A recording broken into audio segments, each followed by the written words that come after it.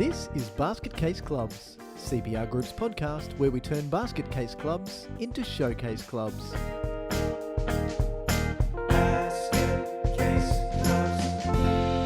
Welcome back to Basket Case Clubs. My name's Michael Connolly, and it is my pleasure to be your host as we now wrap up our mini-series all about making money.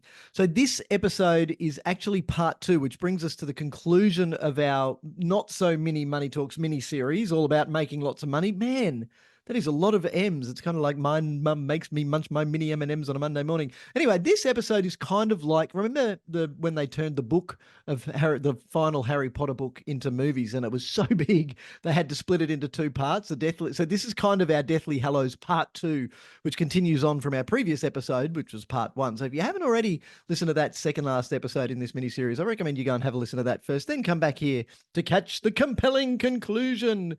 So this final episode's a bit about compounding. We've got more ideas for making money. We've got a little bit about how every little bit adds up. So there's this thing that we're going to go through about the 1% changes.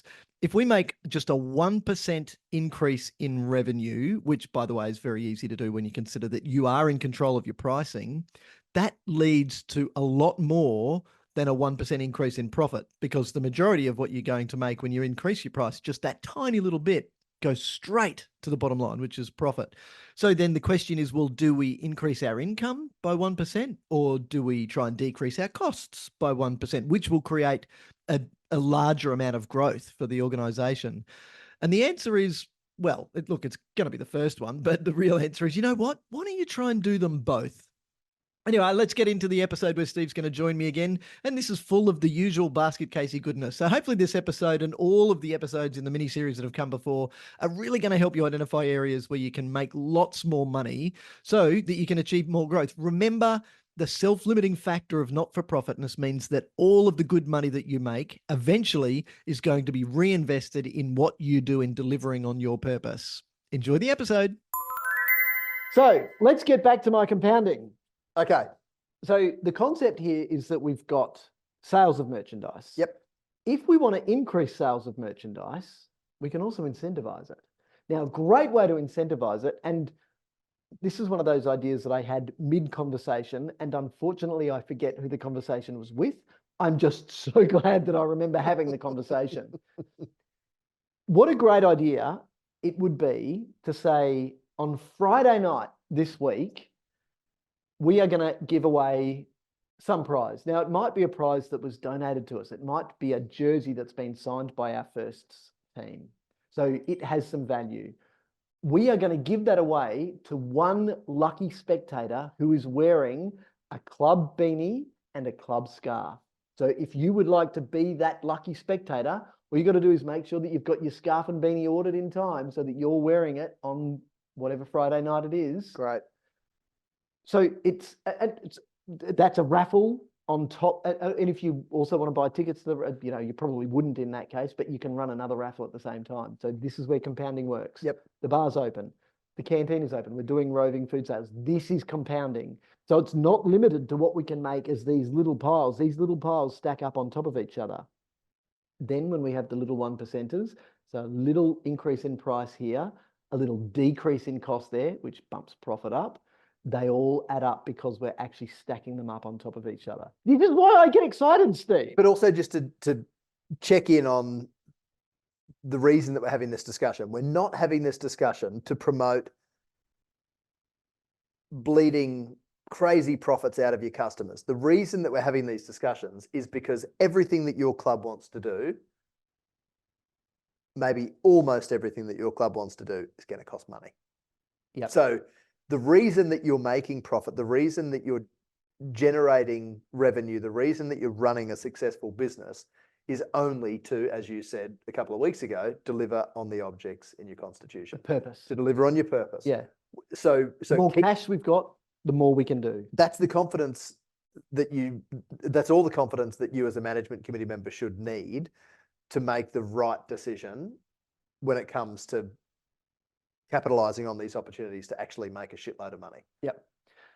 So I'm trying to wrap this up into a nice, neat little bow. Which is going to be Into a basket casey bow. a little basket casey bow. It's going to be extremely difficult. So work with me here. So we've talked about things like raffles. Now, the only other thing I want to add about raffles is that in most states and territories, while you don't need a license to run a raffle, you very well may be required to keep good records. It's very easy to keep those records, but you need to keep the records. So make sure you are. So find out from your office that looks after whatever the gaming regulation or the legislation is for charitable games or games of chance for clubs. Make sure you're abiding by it. From a bang for buck perspective, I also want to touch on the drives concept. So, the Lamington drive, or the pie drive, or the chocolate drive. When your kids come home with a big box of chocolates and they've got to sell all the chocolates. You know who makes the money out of those chocolate drives? Cadbury. Yes, Cadbury or Mars, whoever's running it, they make the money. And I've got a bit of a problem with not seeing the actual business model. So the actual business model here is ingenious for Cadbury and Mars. It's great. They sell a shitload more chocolates than they would without and what does it cost them? Being guilted into it. Just a tiny little bit. And the parents get guilted into it, and then they've got chocolate in the house that they might not want. Now, I don't eat a lot of chocolate. It's because I have an inflammatory problem. Chocolate drive time. Well, I have an inflammatory problem with chocolate. I kind of get inflamed around the middle. You eat too much of it? Yeah, joke face on. I could tell it was going somewhere. And unfortunately, now that we've got this video running, for those of you who are actually watching that's joke face. You can see it. That's joke face. The problem that I've got is that there's a business model here that we get sucked into, and you say, oh, we can run a drive. It's a great fundraising opportunity. You'll make a little bit of money. But what's the cost? The cost is time. It's going to cost a lot of time to be able to run that drive. And the company that's making the proper money out of it is Cadbury or Mars Confectionery Co. And they're spending none of that time. They're spending none of the time. They're just paying a very little bit of money to buy a lot of time from your kids to wander around and sell chocolates on the bus. Or you're going to pay for them anyway. So while I don't think it's a bad idea, I just want you to look into it before you jump into these things. Look into the value of what you're doing, because it might actually be great value for somebody else. If you've got a good model around it and it's going to work, or if it's something that you do because it's a driver for getting people to an event, awesome. That's great, but you know the strategy behind it. And the strategy isn't simply give all of the money to Coles, which we do when we're buying for the canteen, to Mars or Cadbury. So it's about thinking through it. The other part that we don't need to touch on again, but we do need to mention, is grants. Grants are very different, and they're not necessarily a way to make money. They're a great way to get shit done, but they're not a great way to make money. So go and listen to the episode. I think it's called How to Get Grants, Forget About Grants, and where we talked about something to that effect. Jess, you can put a link to it in the description. It's where we said you actually have to have a great project. So have a great project with great planning, and then you'll get a grant. You'll be connected to it like that. But again, because you'll be driven by your purpose. Your purpose. Project is going to be focused on delivering your objects and why you exist as an organization in the first place. And then the application will write itself. So I just had to scroll down because I knew there was one more. And it's one that we don't need to touch on much more. Do you want to know what it is? Putting your prices up. So we're not saying go out and put your prices up. We're saying take a deliberate approach and make decisions as appropriate. And do it every year, at least. Well, yes, there should always be movement in fees, but if you find out, because we've got a great tool that is, it's a very, very have a look every year. Yes, don't necessarily. No, I think it should move every year. Even if only marginally. Even if only CPI. Because you're building them. Or 3%, because we don't actually know what CPI is and how it impacts sport. Try and figure that out. It's tough. I've never been able to nail it down to say, well, can my football go in my basket of goods? What is it? And do I need to buy a football as a product, or is it to serve it? So about 3%. So at a minimum, you should have prices that are moving, because it just avoids fee stagnation. So where we started with our sister, and yes, her name is Michelle. So do you think mum and dad always wanted a boy named Michael? I don't know. No, I don't think so, because there's an Anthony between the Michelle and the Michael. Anyway, it was confusing for at least Michael and Michelle, yes. Certainly for us, yes. I still get emails from Michelle. People don't know how to spell our names. Anyway, we love you, Mum and Dad. There are plenty of names. I'll just leave it there. And who would have got the good one, though? Would I have been Julian? Would I have liked to have been a Julian? I used to want to be called a Julian. Anyway, we're not saying go out and put your prices up. We're saying take a deliberate approach. So we've got a great tool. It's a very simple Excel spreadsheet that has 4 tabs on it. In the first one, it's income, expenditure, and then the calculator, and then a pie chart. But the income and expenditure tab, and this is the crux, it separates out what is the money that we're definitely going to make when people join as a member versus what is all of the money that we're going to make from all of these other ideas that we've talked about. We haven't even touched on sponsorship this episode. Yes, no, we if haven't. people want to. So our sponsorship, separate business unit, canteen, separate business unit, bar, separate business unit, merchandise, separate business unit. It's very hard to say separate business unit multiple times in a row without spitting. So we've got all of these separate business units that are great ways to make money, but they are all discretionary. So the only time that you get to make money to cover the costs of what you do, so the costs of the service that you're providing should be covered by that income, is membership fees. Yep. There might be a little bit for gate takings if you charge a gate. Clinics, yeah, academies. yeah, Yep. game fees if you don't charge all of that in one lump sum at the front. But that's it. But then when you look at the list of expense items that you've got to pay, because it's not just about fielding a team for a season of sport, it's also about running the business. So to be an incorporated association, to be not-for-profit, there are accountancy fees, marketing fees. There are all leasing fees. Well, leasing connects to the field, but there are other things that are not directly connected, but they're directly connected to us being an entity that can provide a season of sport. So we have to cover all of those costs as well. The only chance we're guaranteed to be able to say we can include this in the price, because people have to pay it to be able to play it, is that membership fee. Yep. So it's really important that you take a good, hard, critical look. And that's what this tool does. It divides out the other business units from the core business, which is where we have to make money, and our core expenses. So our fixed expenses, the things that we have to pay, whether we want to or not. The calculator then says, okay, so when we take out all of the ancillary stuff, are we actually running at a profit? While we might have a bottom line profit, do we actually have that bottom line profit? And then the pie chart is a great way to sell it, because it only displays our expenses for our mandatory expenses, the things that we must spend money on.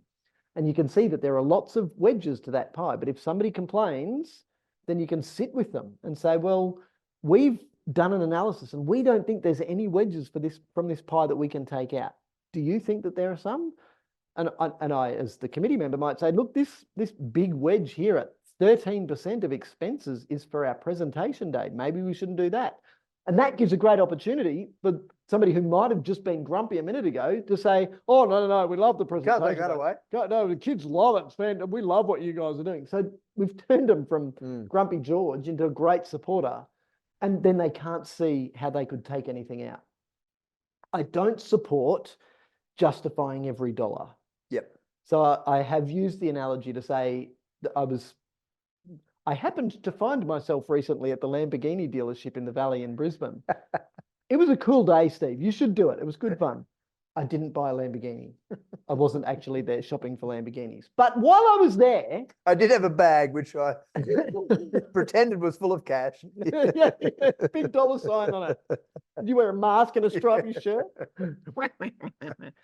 Oh, not once does anyone walk into the Lamborghini dealership or the Bentley dealership or the Ferrari dealership and say, open the bonnet. And they open the bonnet and they say, oh, that's right, the engine's not there. Come around the back and open the back up. And they open the back up and they look at the engine and they say, now come down here on the passenger side and look at this rear engine mount bush on the passenger side.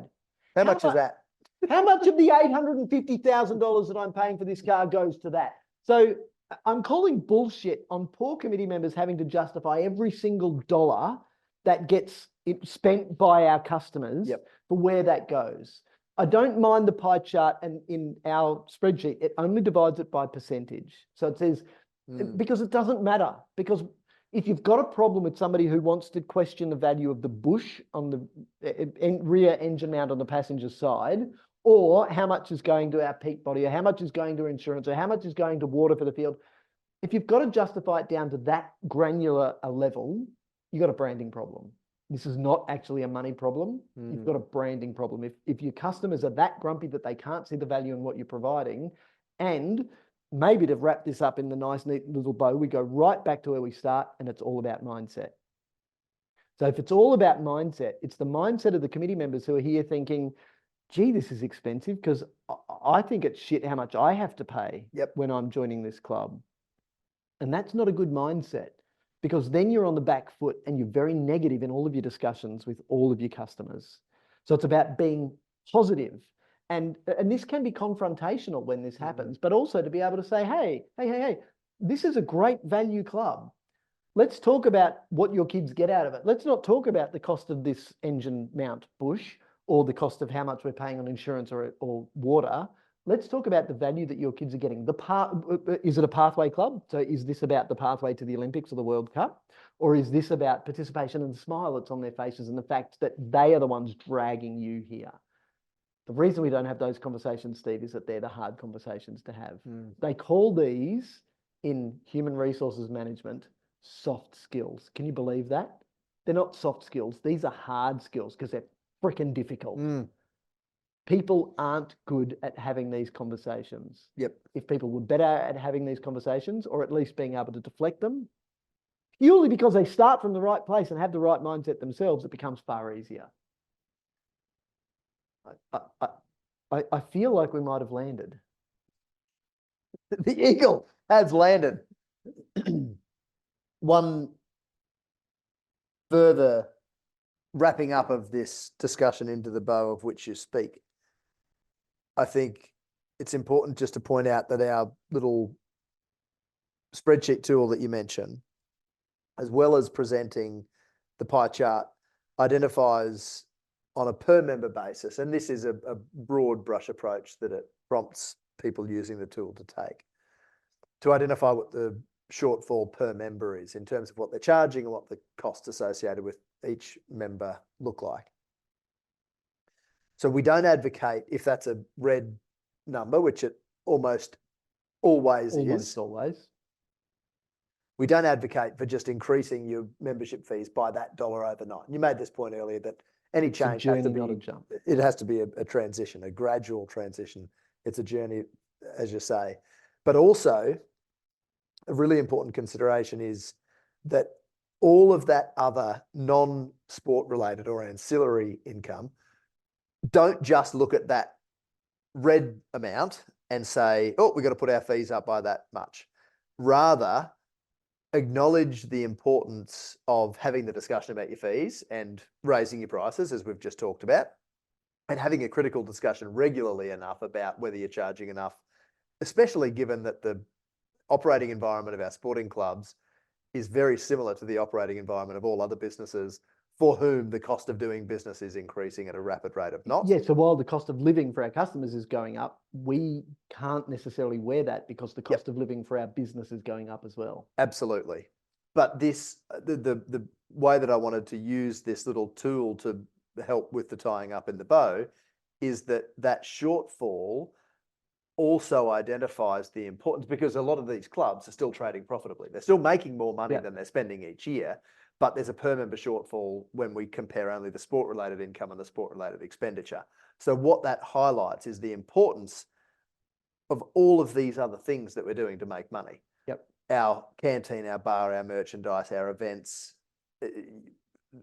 considering that we do have multiple business units and that we've got a captive market who we should be absolutely servicing in the best possible way, but also billing for the services that we're delivering to them in a manner that is reasonable. There we go. Brilliant. Now, this is not the first time we've talked about this. Nor will it be the last, I suspect. It will definitely not be the last, but it's certainly not the first. And the reason that I know it's certainly not the first is because the episode was titled Socks and Sausages. And I refer to it all the time now. You don't want to be selling socks and sausages to fund your operating expenses, those fixed costs that you know you're going to have to pay for a season of sport. Steve, this journey has been a bit of a roller coaster, It's had its highs. It hasn't really had some lows, but it has had some very. We cut those out. They're in the blooper reel. You're all welcome. You don't have to put up with those. It has had some realizations about purpose. Mm. So we're talking about money, and we're talking about making money, but why do you make money? You don't exist to make money. Not-for-profit exists not to make money, but for purpose. And it's being really clear about that purpose and understanding that making profit is where growth lives. So if you just want the status quo, then keep doing everything you've been doing. Just the incremental increases in fees that we've talked about just now will be all you need. But if you aren't doing things that you want to do, like the scholarship program for kids in the bush, that's the sort of thing that only profit can buy, because you have to kick the can. We mentioned grants only very briefly, but grants can contribute to projects, but so will you. You'll have to contribute to those. You can't expect everyone who doesn't even like your sport, ratepayers and taxpayers, to just fund it miraculously because you're there. There's other things that we need to be spending money on: roads, education, healthcare, mental health care. All of these things are critically important. Sport's really important as well, but not as important to everyone as much as it is to you, perhaps. You have to therefore kick the can. If you want to be able to go to some of the university campuses. Now, I studied at the University of Queensland, and the old place where I used to park that was a Dust Bowl car park is now a multi-level car park. And you know what's on the roof? A synthetic hockey field. You know what's on the roof of the car park next door? A synthetic football field. That is awesome. If you ever want to be in a position, and admittedly, the University of Queensland is like a $2 billion a year business. But if you ever want to be in a position to be able to do that, do you think government's going to pay for it? Do you think grants are going to pay for it? Or do you think you're going to have to kick the can? Mindset shift, baby. That's where it starts and that's where it ends. Steve, this has been so much fun. I really hope that every Maxi mini series that we do has as many great points as this one has. This has been really, really good. It's been a surprise to me how deep we've been able to dig. So thank you. It's been wonderful. Thank you. I've enjoyed these several months of Maxi Series episodes. That's been several months. And I look forward with great anticipation of embarking upon the next journey of Basket Casey goodness. It'll be Basket Casey goodness, all right. Thanks, of course, to Jess for making us not only sound great, but look great as well. If you're not already following us on social media, of course you're already following us on social media. You know what's there. Tell it to your friends. And if you missed the webinar that we did a few weeks ago now, then go and have a look at our website, send us an email or contact us form via our website, and we'll send you a copy of the recording so that you can share that with other members of your committee. The last thing I want to ask you to do is really, really important. And I'm only asking you this because you're an awesome person. Please subscribe to the podcast and please give us a review. If you give us a review, not only will it enable other people who might be looking for this sort of information to be able to find us and connect with us for all of the wonderful information that we can share that doesn't come from us. It comes from all of the great people that we've had the pleasure of working with over 27 years. We only recently finished 27. But it could also win you some great merch. So we'll do another lucky draw for some great Basket Case Clubs merch for somebody who leaves a great review. Steve, thanks. See you next time. And thanks to everyone else. See you again soon. See you later. Basket Case Clubs acknowledges the traditional custodians of the country on which we record, being Yugambeh, Turrbal, Jagera and Kabi Kabi land. We recognise their enduring connection to land, waters and culture, and pay our respects to elders past, present and emerging, and extend that respect to First Nations listeners.